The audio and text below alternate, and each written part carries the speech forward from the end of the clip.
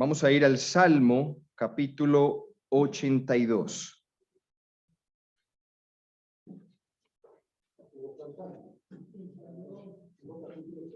Salmo, capítulo 82. Vamos a leer todo este salmo.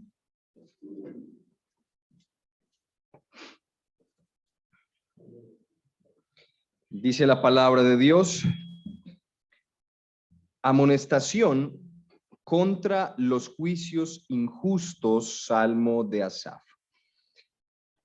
Dios está en la reunión de los dioses, en medio de los dioses juzga. ¿Hasta cuándo juzgaréis injustamente y aceptaréis las personas de los impíos? Selah. Defended al débil y al huérfano. Haced justicia al afligido y al menesteroso. Librad al afligido y al necesitado. Libradlo de la mano de los impíos. No saben, no entienden, andan en tinieblas. Tiemblan todos los cimientos de la tierra. Yo dije, vosotros sois dioses, y todos vosotros hijos del Altísimo, pero como hombres moriréis, y como cualquiera de los príncipes caeréis. Levántate, oh Dios, juzga la tierra, porque tú heredarás todas las naciones. Amén. Amén. Pueden tomar asiento, mis hermanos.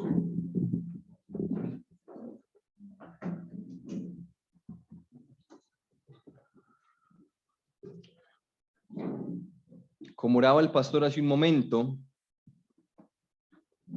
nuestro país está en un momento neurálgico, un punto crítico en cuanto a la política. Y este salmo nos habla exactamente de eso, de aquellos hombres, autoridades, que rigen los pueblos, que gobiernan naciones, pero el Salmo nos recuerda que por encima de los jueces, por encima de los reyes, por encima de los gobernantes, hay un juez, hay un gobernante, hay un rey supremo. Y por eso he titulado este sermón, El juicio para los jueces. El juicio para los jueces. Hemos escuchado usualmente un dicho que dice que los doctores también se mueren. En este caso, los jueces también son juzgados. También recibirán un juicio, y es lo que nos muestra este salmo. Y vamos a dividir estos versículos en 3 puntos. Primero, vamos a ver la corte del juicio en el versículo 1.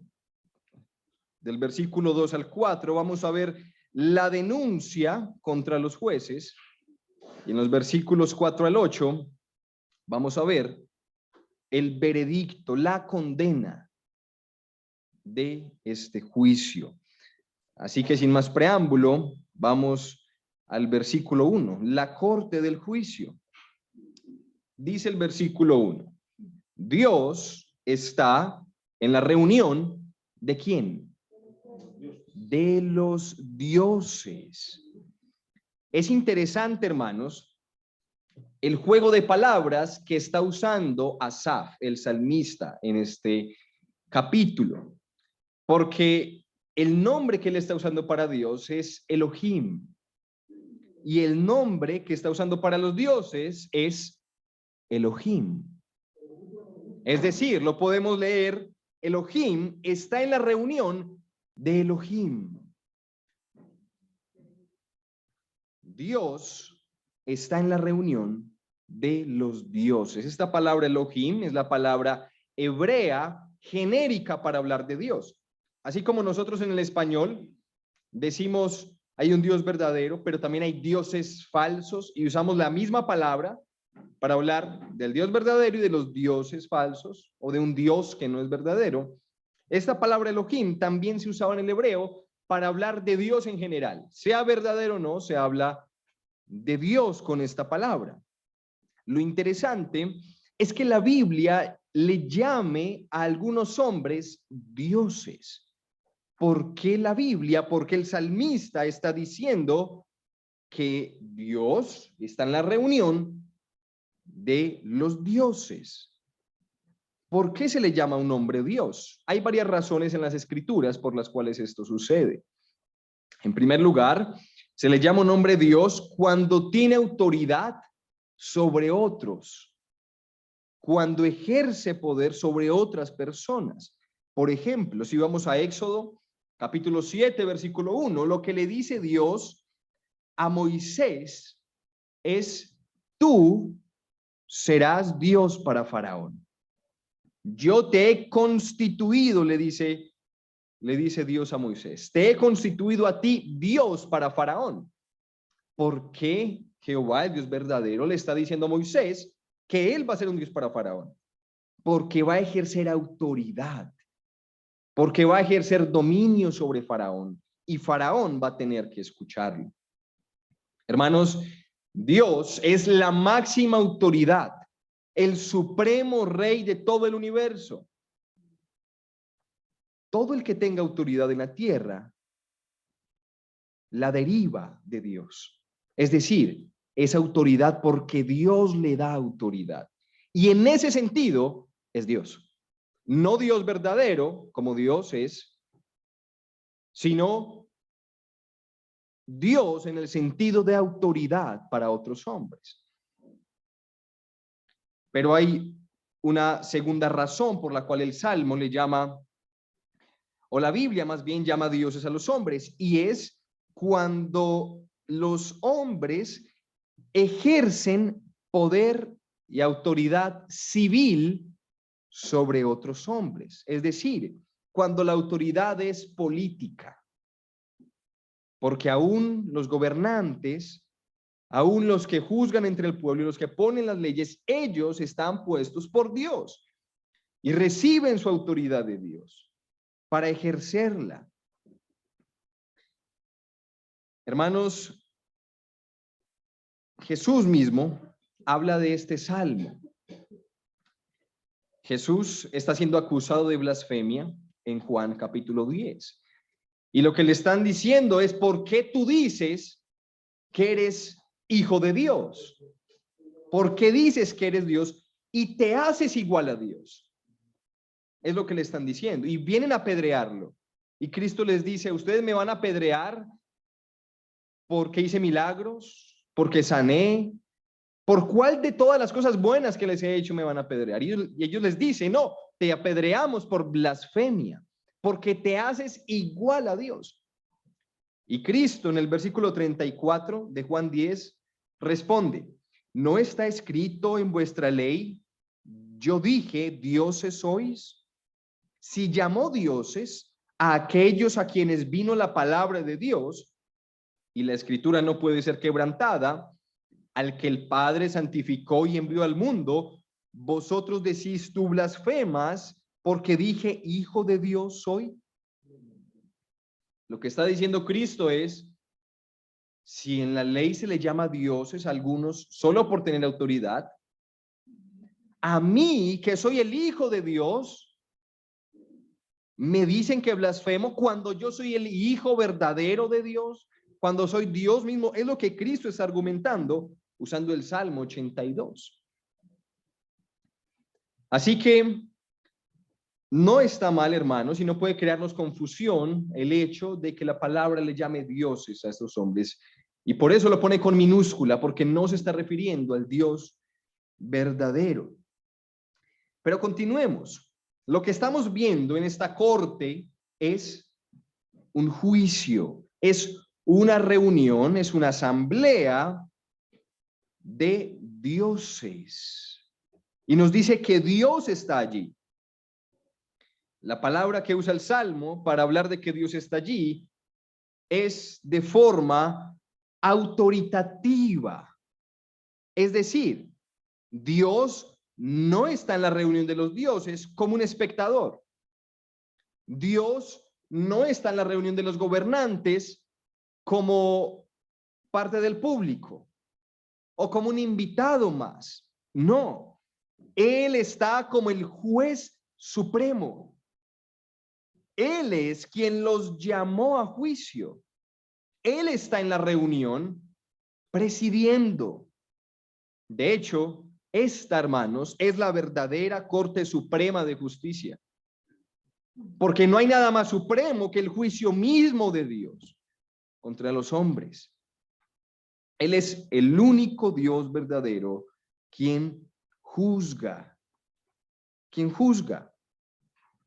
Y está juzgando a estos gobernantes, a estos líderes políticos. Y lo que el salmista añade es, en medio de ellos, juzga. Es decir, Dios está ejerciendo justicia. La pregunta es, ¿qué es la justicia? Dios está juzgando, está ejerciendo justicia, pero ¿qué es la justicia? ¿Cómo definimos la justicia? La justicia es dar a cada uno según sus obras. Eso es la justicia. Consiste en dar a cada quien lo que merezca, sea recompensa o sea castigo. En el Antiguo Testamento leemos ojo por ojo y diente por diente. Esto se ha malinterpretado y muchos piensan que eso ya no aplica hoy, porque creen que eso se le dijo para que todo el mundo pagara ojo por ojo y diente por diente. Pero no es así. Hermanos, cuando el Señor le dice al pueblo, ojo por ojo y diente por diente, se lo está diciendo a los jueces, se lo está diciendo a los gobernantes, se lo está diciendo a los que ejercen poder sobre el pueblo y les está diciendo, ustedes tienen que ser justos y pagar ojo por ojo y diente por diente, según la falta de cada uno. Es decir, si venía alguien y decía, una madre, me mataron mi hijo y este hombre me mató mi hijo, la pena por el asesinato, por quitar la vida, era una vida. No podía ser menos, porque el juez debe juzgar rectamente. Si venía y decía, me han robado 4 vacas y fue mi vecino quien me las robó, el juez no podría decir, bueno, él te va a pagar con 1 vaca por lo que hiciste. No. Ojo por ojo, diente por diente. Eso fue dado a los jueces en la antigüedad y hoy sigue siendo para los jueces para que ejerzan justicia en medio del pueblo. Hay simetría en la justicia. Según la falta, según el pecado, exactamente igual debe ser el castigo. Y de nuevo, según lo bueno que se haga, según lo correcto que se actúe, igualmente la recompensa. Eso es justicia. Cuando vemos injusticia en el mundo, es porque alguien comete una falta y el castigo no es simétrico, no es igual a la falta que cometió. Por eso decimos que es injusto. Pero ¿cómo le van a dar 6 meses de cárcel a un delincuente tan peligroso, asesino, etcétera, etcétera? Decimos eso porque no vemos esa simetría. ¿Lo ven? El Señor está juzgando. Y Él está juzgando con justicia divina. Eso quiere decir que Él juzga perfectamente. Perfectamente. Lo que estamos viendo, mis hermanos, en esta corte son los juicios del Dios verdadero contra los juicios de estos gobernantes malos, perversos. La pregunta es, ¿cómo ejercer justicia correctamente? ¿Por qué solo Dios puede ejercer esta justicia de esta forma? Hay 3 cosas, 3 atributos esenciales para juzgar perfectamente, para ejercer justicia de forma perfecta. De forma perfecta. Y estos 3 atributos son la omnisciencia, la omnipotencia y la santidad. La omnisciencia, la omnipotencia y la santidad. Primero, la omnisciencia. ¿Por qué es necesario conocer todo para juzgar bien? Hermanos, para ser veraz hay que saber absolutamente todo. ¿Qué pasa hoy en las cortes, en los juicios? Deben llamar testigos. ¿Por qué llaman testigos al estrado? ¿Por qué añaden testigos a un caso? Porque el juez no lo conoce todo. Si el juez fuese omnisciente y conociera absolutamente todo lo que ocurrió, no haría falta testigos y el juicio sería más sencillo. Pero a causa de que nosotros los hombres no conocemos todo como Dios lo conoce, se hace necesario testigos. Y los testigos, ¿qué hacen? Traen toda la información que tienen para que el juez, en la medida de lo posible, pueda conocer la situación, pueda conocer las circunstancias, pueda conocer qué ocurrió y dar un veredicto justo. Para ejercer justicia necesitamos conocer.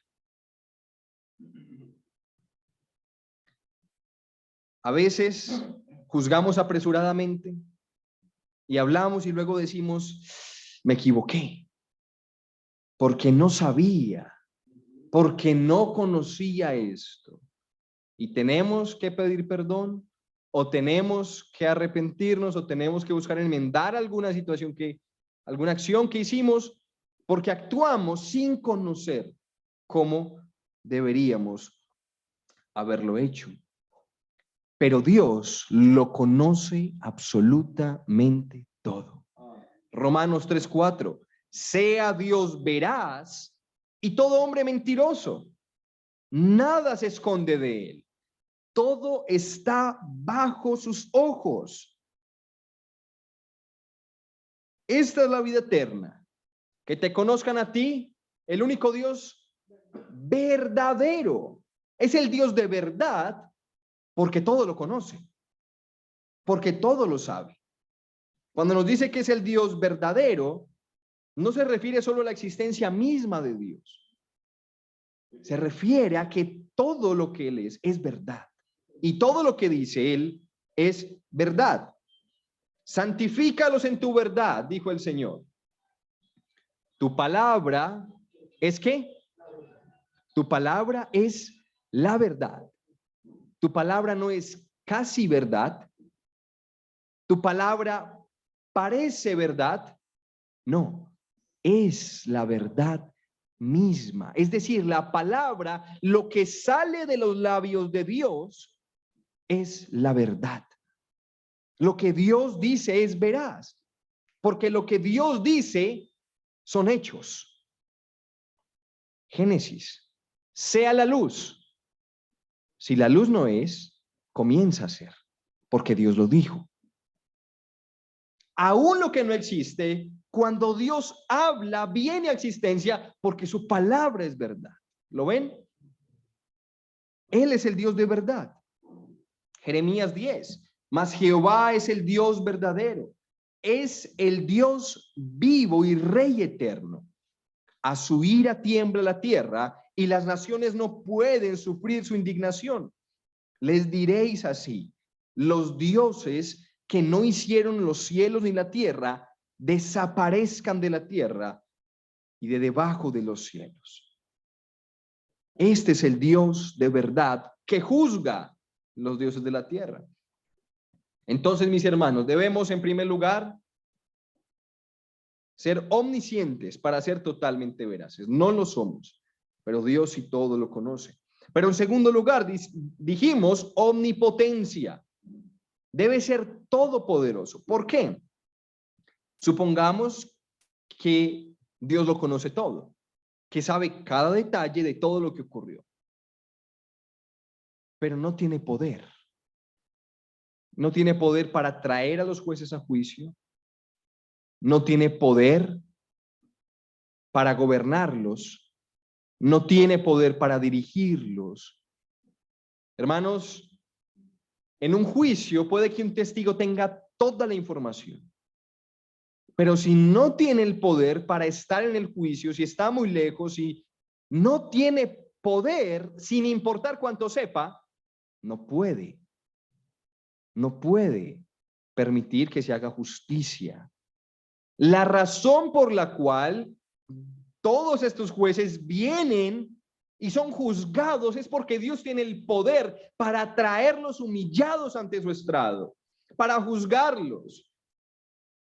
Porque si ellos fuesen más poderosos que Dios, Él no podría juzgarlos. Él es Dios, el Dios verdadero, el Rey de reyes y Señor de señores. Amén. Y es Él el que los está trayendo con su poder a su corte para juzgarlos por lo que han hecho.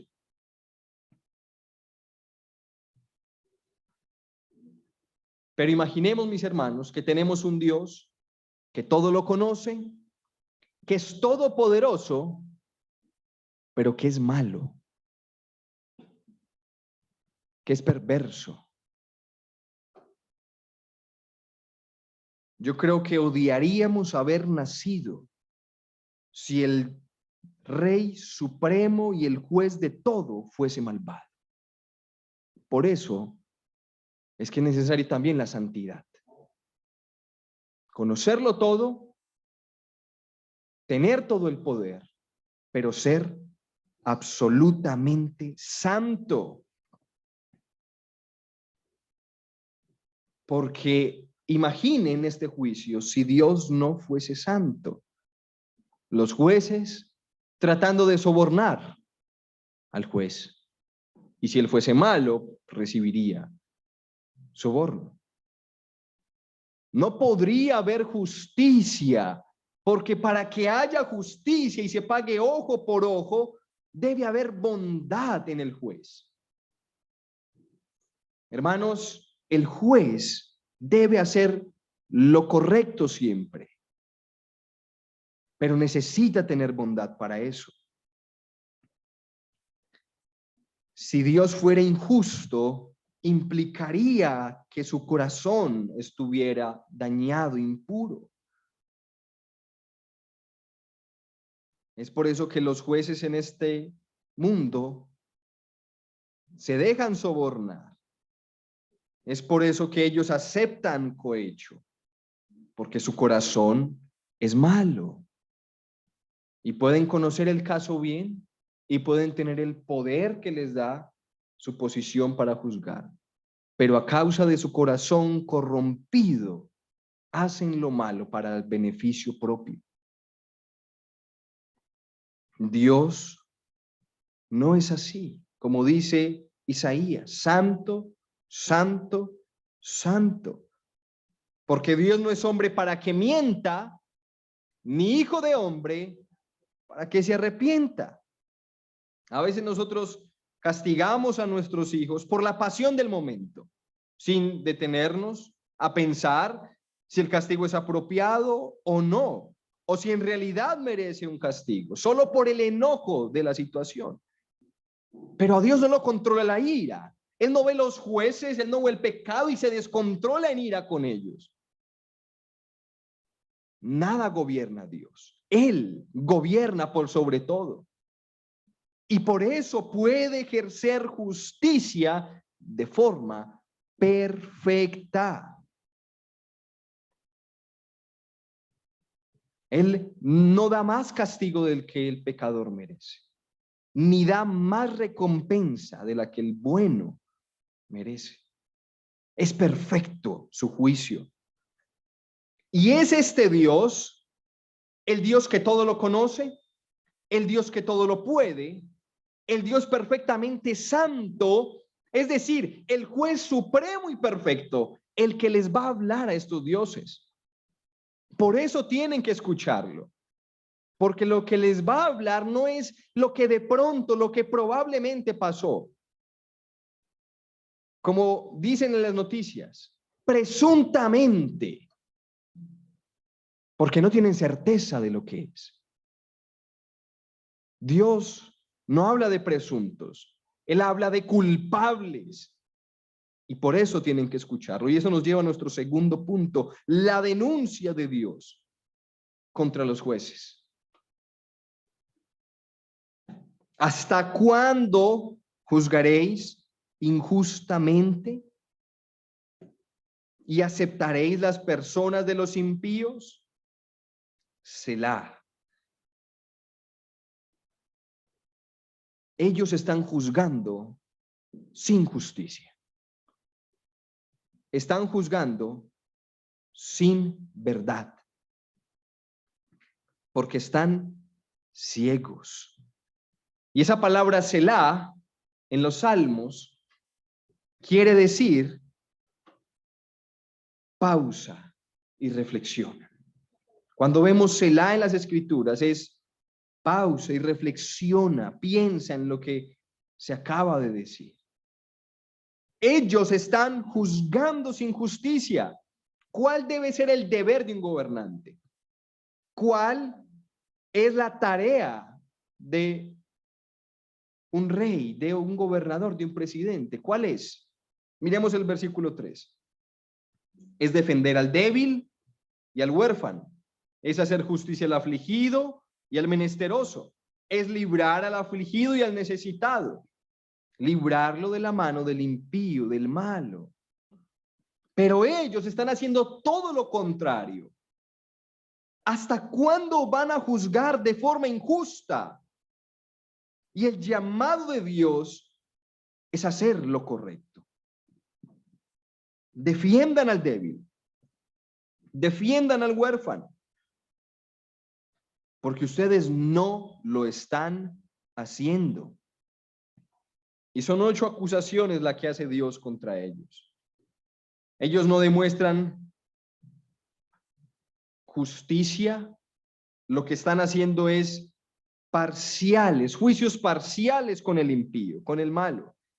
No están vindicando al débil, no están vindicando al huérfano, no están haciendo justicia al afligido, ni al necesitado, ni rescatando al débil, ni al necesitado, ni librándolo de la mano de los impíos. Son las 8 acusaciones que el Señor hace contra ellos.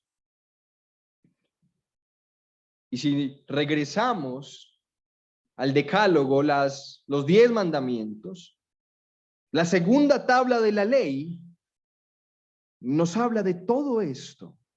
Recuerden que la palabra de Dios es el carácter de Dios escrito, el carácter de Dios en letras. Por eso cuando Dios le habla al pueblo y le dice, no robarás, no codiciarás, cuando Él le habla, le está mostrando cuál es su carácter de amor hacia el prójimo. Y por eso esa segunda tabla se resume en amar al prójimo. ¿Cuál es el primer mandamiento? Amar a Dios. Los primeros 4 mandamientos de la ley, la primera tabla se resume ahí, amar a Dios. Y la segunda tabla en amar al prójimo.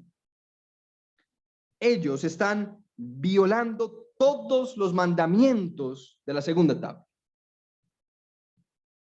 Porque se aman a sí mismos y por eso se dejan sobornar por el malo y por eso son parciales en el juicio y por eso castigan al bueno y castigan al pobre, castigan al huérfano, al necesitado, lo destruyen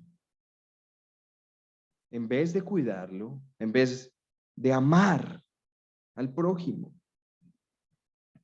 Hermanos, la ley es buena, gobernar es bueno, Dios mismo gobierna, pero cuando está en manos el gobierno de un perverso, el pobre es destruido, el necesitado, el bueno es castigado y el malo es premiado y el malo es recompensado, porque no hay justicia. Génesis 18:25. Lejos de ti el hacer tal que hagas morir al justo con el impío y que sea el justo tratado como el impío. Nunca tal hagas. el juez de toda la tierra, ¿no ha de hacer lo que es justo? Es Abraham hablando con Dios. Dios es justo.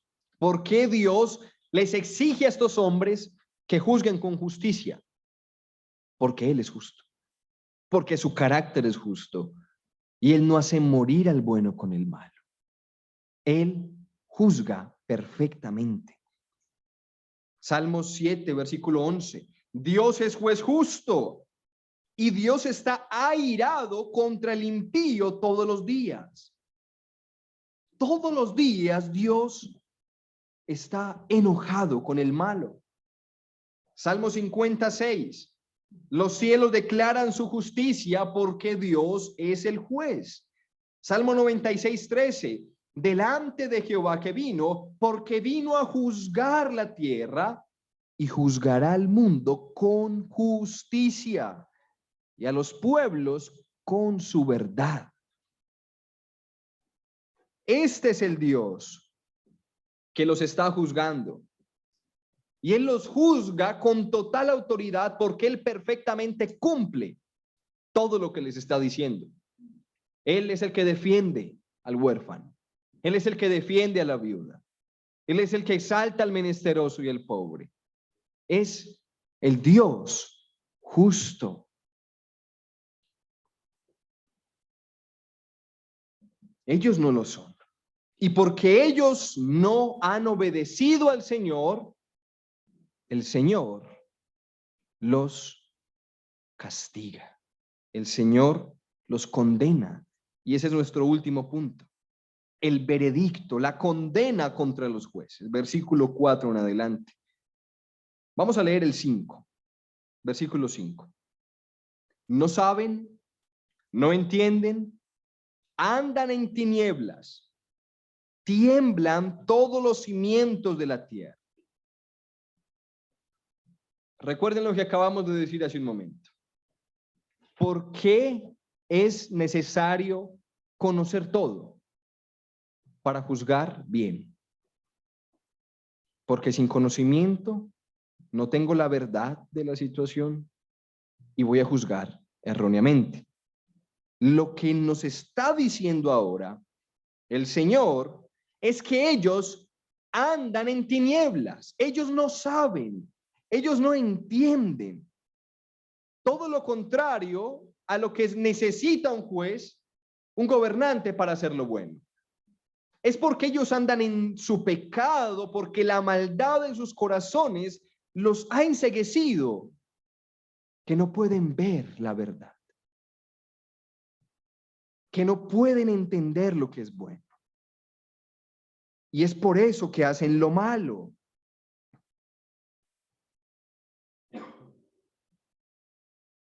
Y añade el salmista, tiemblan todos los cimientos de la tierra.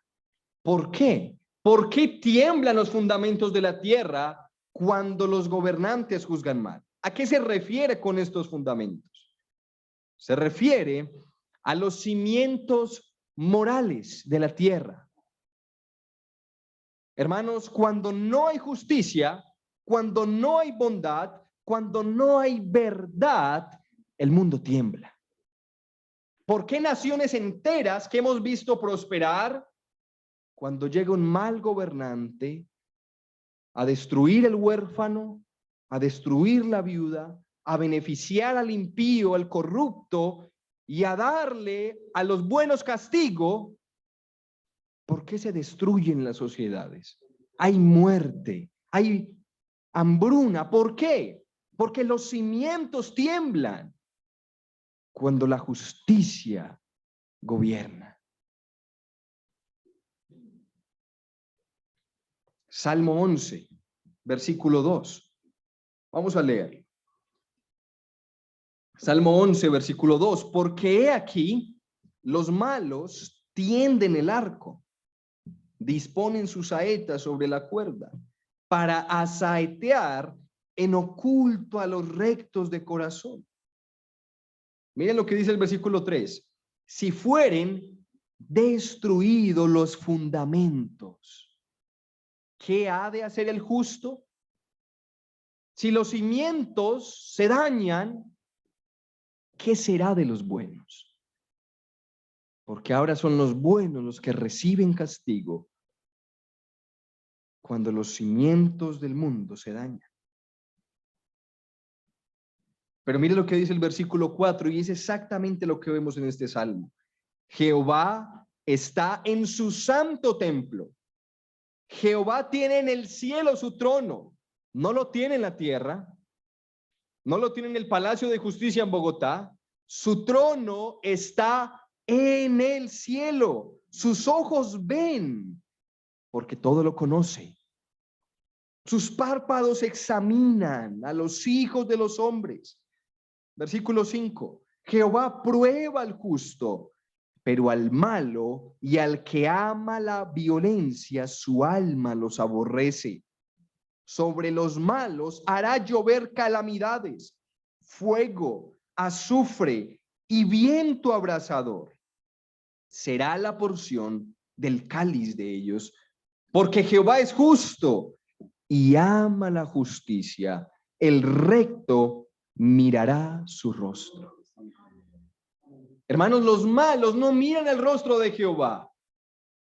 ¿Qué pasó con Adán y Eva cuando pecaron? Y vino Dios. Cuando sabían que venían, trataron de esconderse y de escabullirse.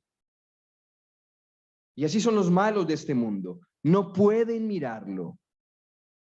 Buscan esconderse y esconder todo lo malo que han hecho de la justicia. Porque saben que han pecado.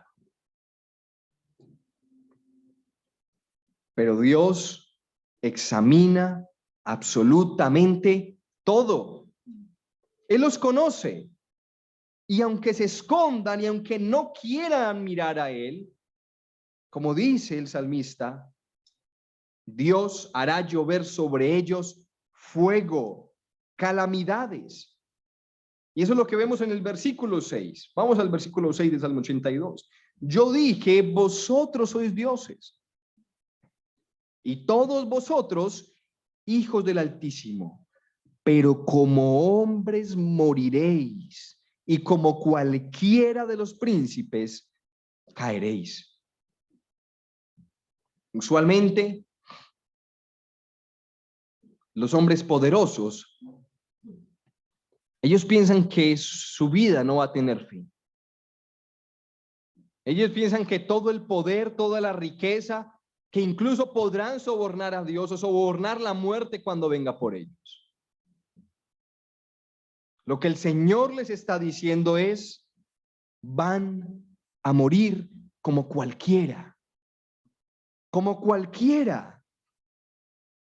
Entre más importante sea, usualmente los funerales son más grandes y más pomposos. Pero nos está diciendo que como cualquiera van a caer. El juicio de Dios vendrá sobre ellos.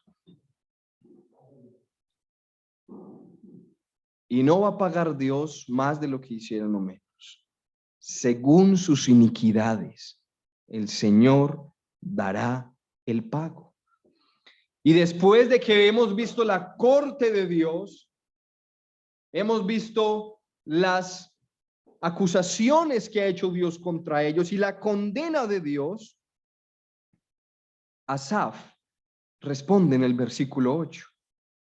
Levántate, oh Dios, juzga la tierra, porque tú heredarás todas las naciones. Asaf está contemplando este juicio divino y a los malos siendo castigados. Y la respuesta de Asaf ante esto es, viva el rey, juzga con equidad, Señor. Levántate, porque las naciones son tuyas. Hermanos,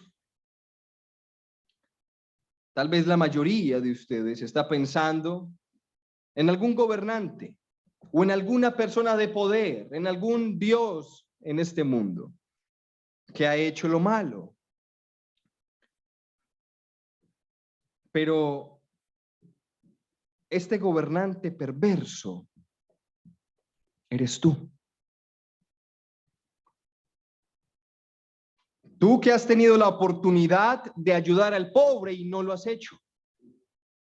Tú que has visto al hambriento y no le has dado de comer.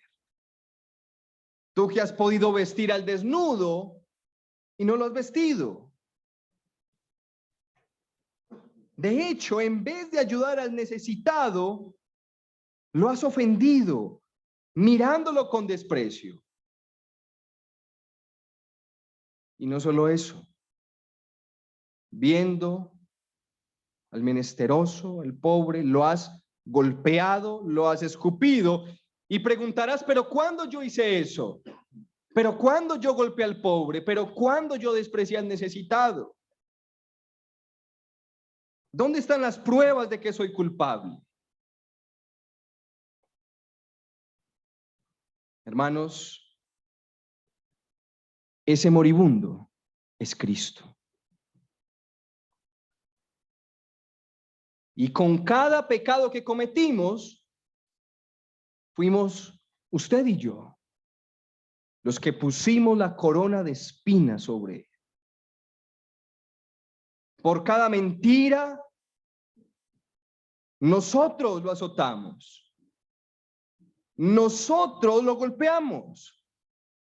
Y alguien dirá, pero fueron los romanos, yo ni siquiera había nacido en ese tiempo. Fuiste tú, porque si no fuese por tu pecado, él no hubiese tenido que ir a la cruz. Él fue a la cruz por tu pecado.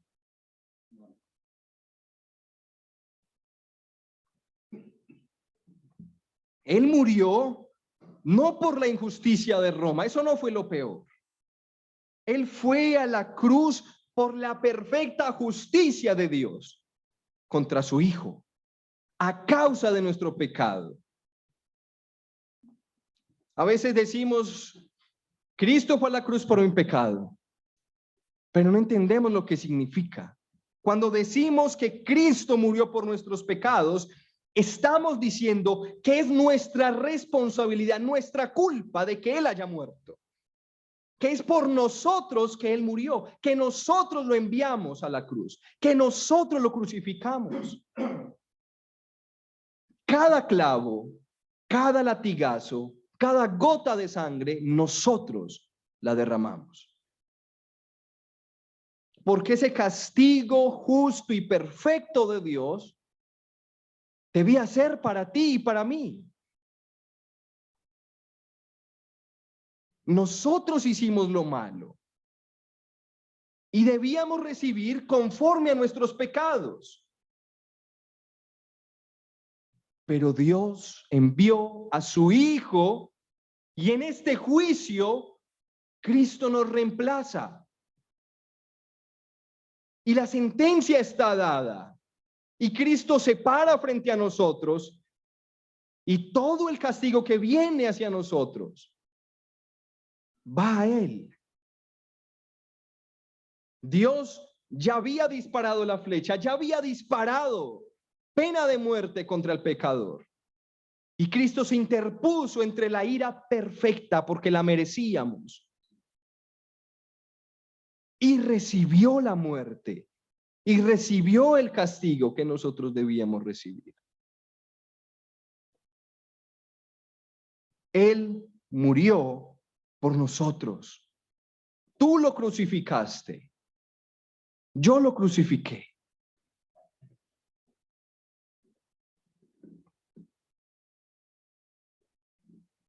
Hermanos, no siendo mejor que otros.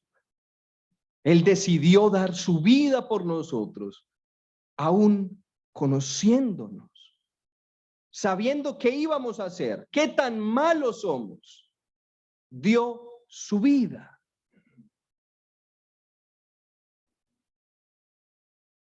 Cristo, mis hermanos, cumplió la ira, la justicia perfecta del Padre. Y no puedo evitar leer este salmo sin pensar en Cristo. Miren lo que dice el versículo 8 al final. Porque tú heredarás todas las naciones. Vamos al Salmo capítulo 2, por favor, versículo 1. ¿Por qué se amotinan las gentes y los pueblos piensan cosas vanas? Se levantarán los reyes de la tierra y príncipes consultarán unidos contra Jehová y contra su ungido, diciendo: rompamos sus ligaduras y echemos de nosotros sus cuerdas. El que mora en los cielos se reirá, el Señor se burlará de ellos. Luego hablará a ellos en su furor y los turbará con su ira. Pero yo he puesto mi rey sobre Sión, mi santo monte. Yo publicaré el decreto. Jehová me ha dicho: mi hijo eres tú. Yo te engendré hoy. Pídeme, ¿y qué? Y te daré por herencia las naciones. ¿Quién es el heredero de las naciones del Salmo 82? Cristo, mi hijo eres tú, y te daré por herencia las naciones, y como posesión tuya los confines de la tierra. Los quebrantarás con vara de hierro, como vasija de alfarero los desmenuzarás. Ahora pues, oh reyes, sed prudentes, admitid amonestación, jueces de la tierra, servid a Jehová con temblor y alegraos con temblor. Honrad al Hijo para que no se enoje y perezcáis en el camino, porque se inflama de pronto su ira. Bienaventurados todos los que en él confían. Amén. En su primera venida vino como cordero y murió y fue sacrificado. Pero en su segunda venida no va a venir como cordero, vendrá como león. Por eso se inflama de pronto su ira. Por eso juzgará a los jueces de la tierra. Por eso dará castigo justo. Pero como bien dice el Salmo, son bienaventurados todos los que en él confían. Si tú no confías en Cristo, si tú no conoces a Cristo, si no te has arrepentido de tu maldad, la ira de Dios está sobre ti. Él está enojado todos los días con el malo. Y la única manera de escapar de la ira perfecta y justa de Dios, porque la mereces, la única manera es confiar en él. Porque si confías en él, la obra perfecta de Cristo será contada como tuya. Si confías en él, tus pecados serán perdonados. La paga del pecado es muerte. Nosotros debemos morir, pero Cristo murió por pecadores como tú y como yo.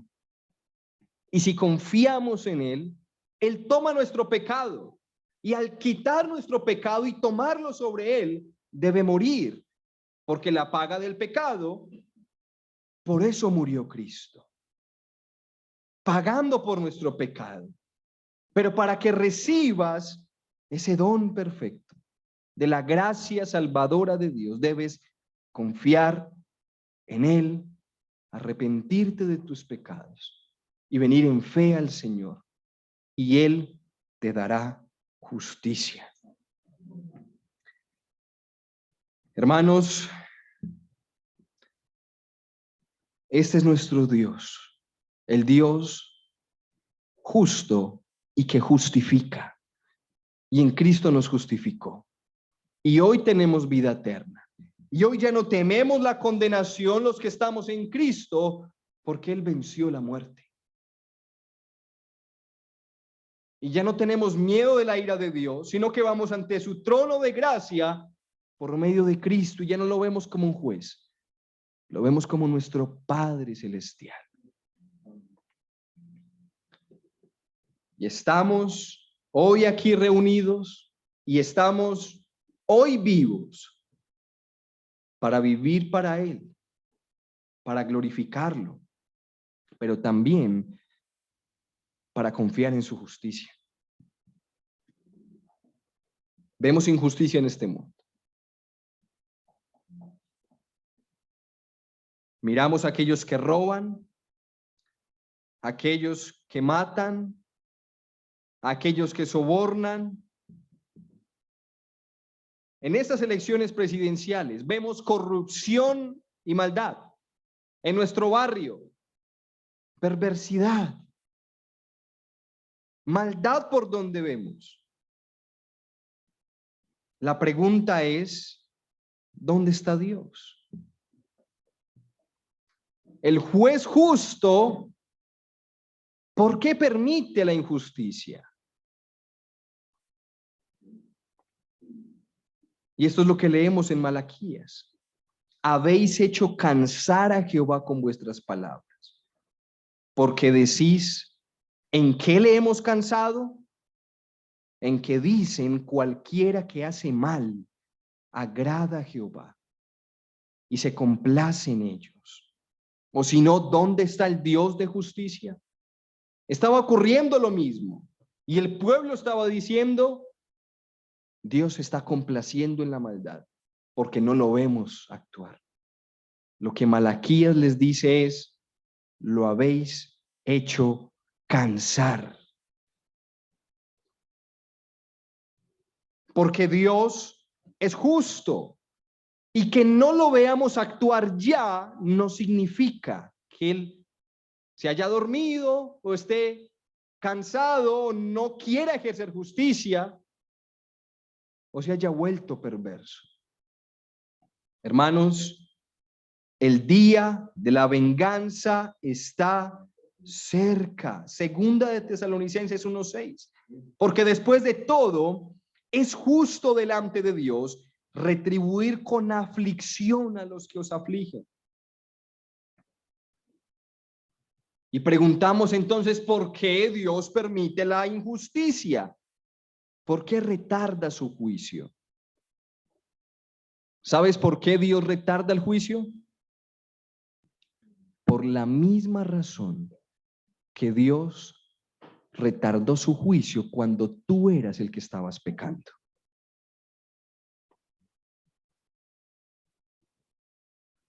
Él no trae justicia ya a este mundo y corta a todos los hombres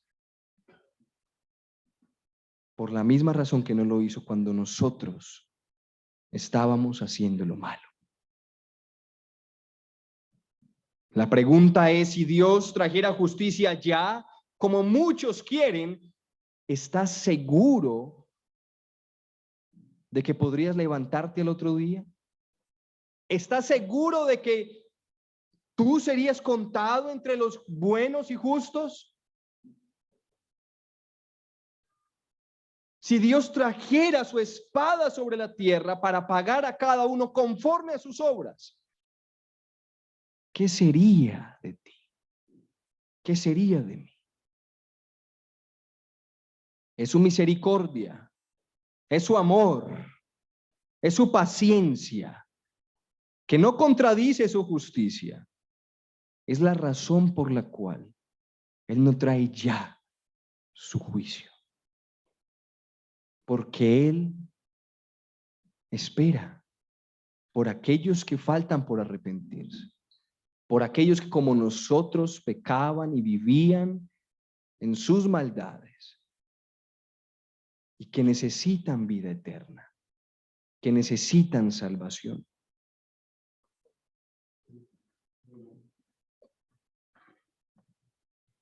Hermanos, pero por otro lado, hay algunos que anhelan justicia ya sobre la tierra porque no están contentos aquí.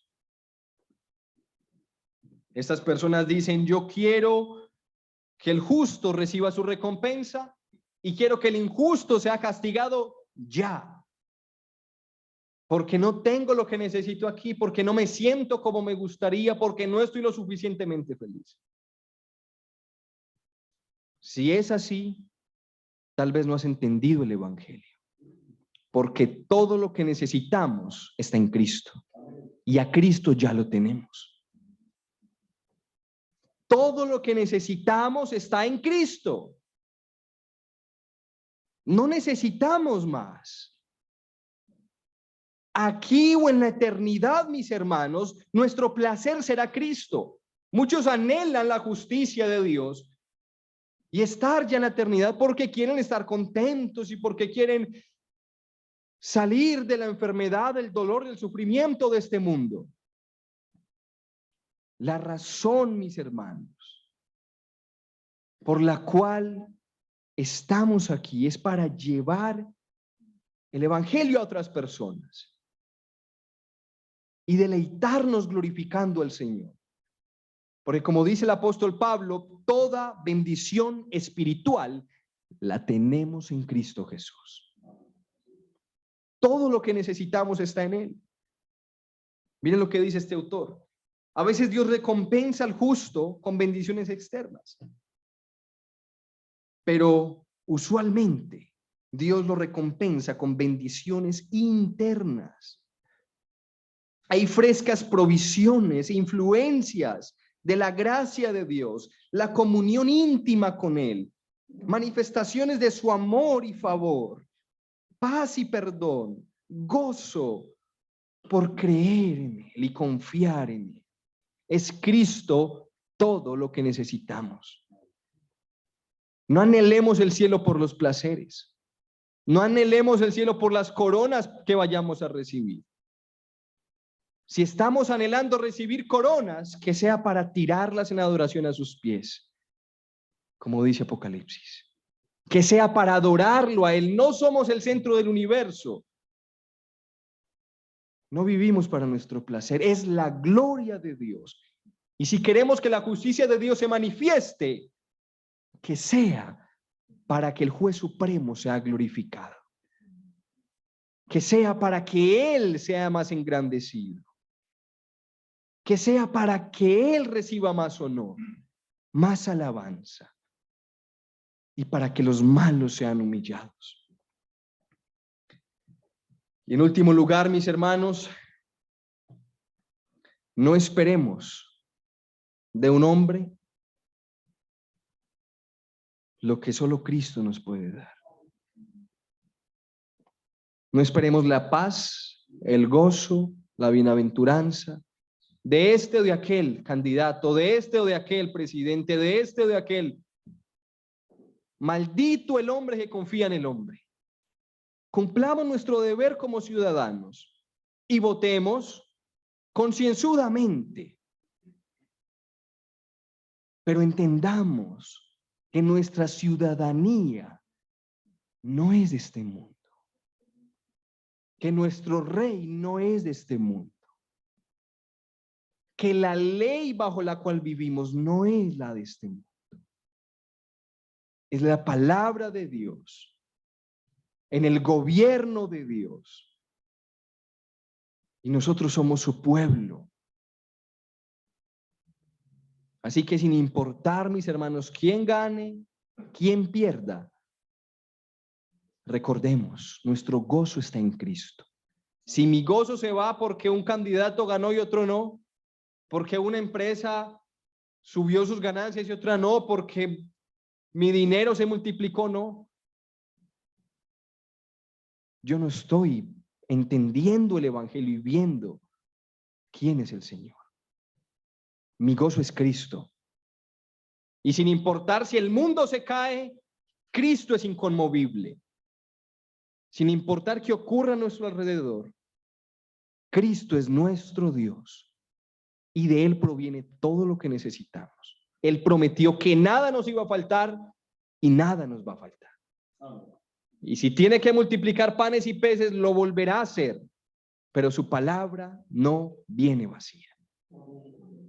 Así que confiemos en Él y recordemos nuestra ciudadanía, que no es colombiana, ni venezolana, ni argentina. Es celestial, es eterna. Aunque muramos, esa cédula no se expira, porque el Espíritu Santo en nosotros nos garantiza vida eterna. Vivamos para Él y confiemos en Él. Vamos a orar. Padre, perdónanos por nuestra multitud de pecados contra ti, por olvidarnos de que tú eres Rey soberano y Señor por sobre todo, por olvidar que tú eres nuestro sustentador, por poner nuestra esperanza, nuestro gozo, nuestra felicidad en cosas terrenales que cambian, que se pudren, que se dañan, por olvidarnos de Cristo. Perdónanos, Señor, por descuidar a la viuda, al huérfano, al menesteroso. Perdónanos por no vivir para tu gloria, sino concentrarnos en nosotros y nuestro placer y querer que todo el mundo viva para nosotros. Ayúdanos a entender que tú eres el Rey, que tú eres el Señor y que todos debemos vivir para ti y adorarte a ti. Y que podamos descansar en tu justicia, que tarde o temprano vendrá sobre el mal. Y que también descansemos en tu misericordia, que tarde o temprano traerá a aquellos que tú has llamado, que tú has predestinado para salvación. Que nosotros podamos ser esos medios para predicar, para hablar de ti, que ellos vengan y también como nosotros puedan conocerte, adorarte y servirte. Ayúdanos, Señor, a no perder la eternidad de vista. Y hoy, sin importar quién gane o quién pierda, mañana, sin importar qué pase con nuestro empleo, qué pase con tantas circunstancias, Señor, que nos afectan, que nuestro gozo sea Cristo, que nuestra paz sea Cristo, que nuestra esperanza seas tú y nadie más, para la gloria de tu santo nombre. Muchas gracias, Señor. En Cristo Jesús. Amén.